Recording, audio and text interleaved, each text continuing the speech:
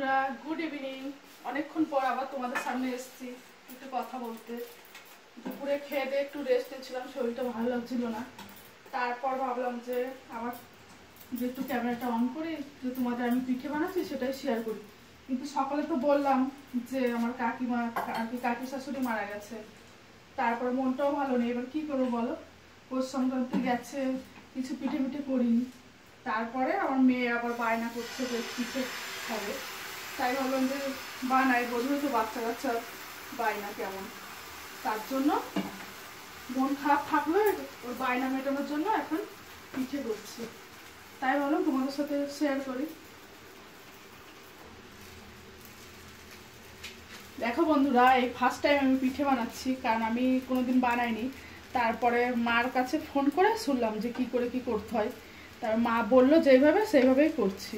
কেমন হবে জানি না, কিন্তু যদি কিছু এর মধ্যে তোমাদের থাকে, জানার থাকে, তাহলে আমাকে কমেন্টে জানিও যে এটা ওর না ওটা করতে হয়। এই যে এখন কি করছি, পিঠে, পাটিসাপটা পিঠে, নাড়ু করেছি।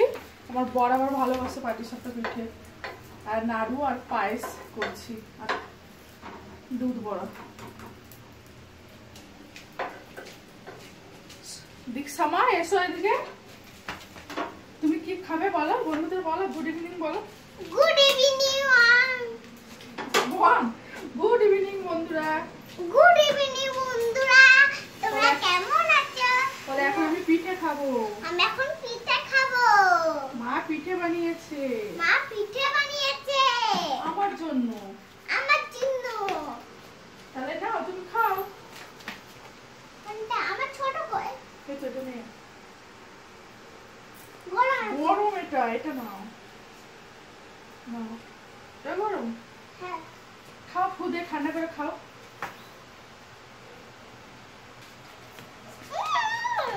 বন্ধুরা, তোমরা কার কি পিঠে পছন্দ কমেন্টে আমাকে জানিও, যে তোমাদের এটা না ওটা পছন্দ। আসলে আমার কেমন হয়েছে বলে দাও, কেমন হয়েছে বলো। খুব ভালো হয়েছে। বলো তোমরা খাবে তো, আমাদের বাড়ি চলে আসো। তো খাবে তো, আমাদের বাড়িতে চলে আসো। সবাইকে দেবো। সবাইকে দেবো।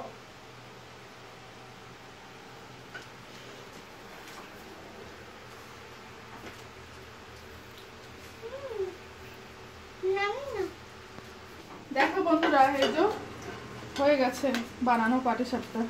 এবার পায়েস করবো, দেখাও।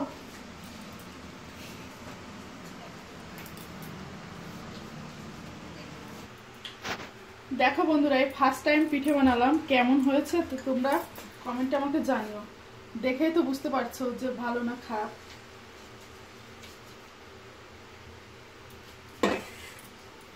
আর যদি পিঠে খেতে হয় তাহলে আমাদের বাড়ি চলে আসবে।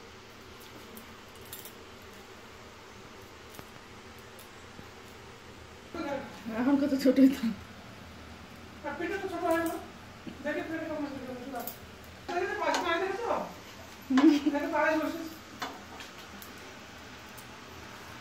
এই গরম রুটি আমরা খাচ্ছি।